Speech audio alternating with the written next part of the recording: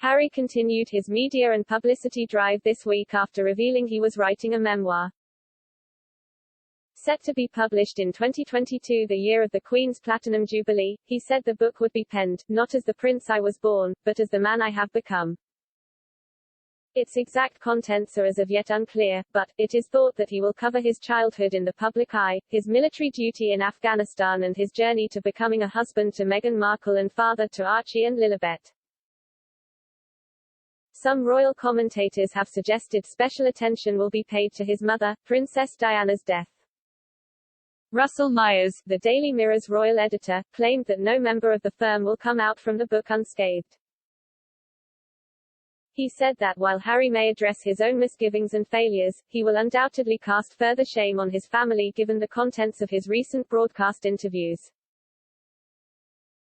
Speaking to the podcast, Pod Save the Queen, hosted by Anne Gripper, he said, maybe this is the opportunity for him to have some contrition in his actions. If that is the case, I imagine that he will be largely applauded for those efforts. However, nobody's going to come off unscathed here. Maybe this is some sort of therapy for Harry, he feels he can unburden himself. But nobody in the royal family is going to come off unscathed, and I think that will tell you why there is such a degree of nervousness about this book. He went on to note how Meghan and Harry, on leaving the family last year, promised to uphold the values of Her Majesty the Queen.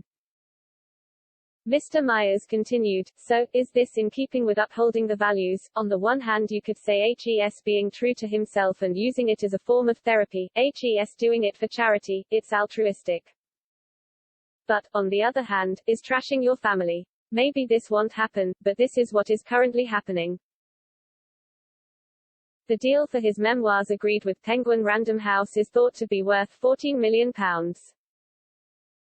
Penguin described the book as intimate and heartfelt. They continued, Prince Harry will share, for the very first time, the definitive account of the experiences, adventures, losses and life lessons that have helped shape him.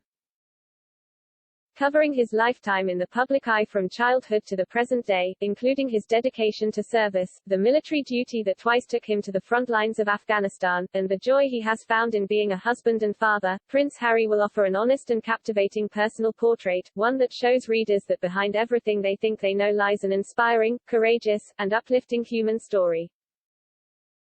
Harry said he was deeply grateful for getting the chance to tell his story. He added that he was excited for people to read a first-hand account of my life that's accurate and wholly truthful.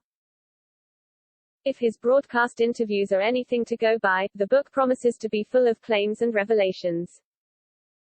The most controversial appearance came when he and Meghan sat down with U.S. talk show host and close friend Oprah Winfrey. Here, they aimed several allegations at the royal family, including racism and failure to help Meghan's struggles with mental health. Then, not a week after Prince Philip's funeral, Harry spoke on the podcast, Armchair Expert, where he claimed that Charles' upbringing by the Queen and Philip had negatively tainted his own childhood, describing what had been passed on to him as genetic pain and suffering. Later that week, he appeared in the first episode of his and Ms. Winfrey's new series, The Me You Can't See, confessing his battle with mental health and being in a constant fight or flight mode because of royal life.